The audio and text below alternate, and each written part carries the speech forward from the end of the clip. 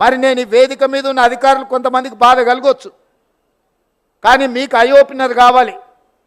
మన కళ్ళ ముందలనే కట్టిన కాళేశ్వరం 1,00,000 కోట్ల రూపాయలు ఖర్చు అయినాయి, కట్టడం కూలడం రెండూ జరిగిపోయినాయి.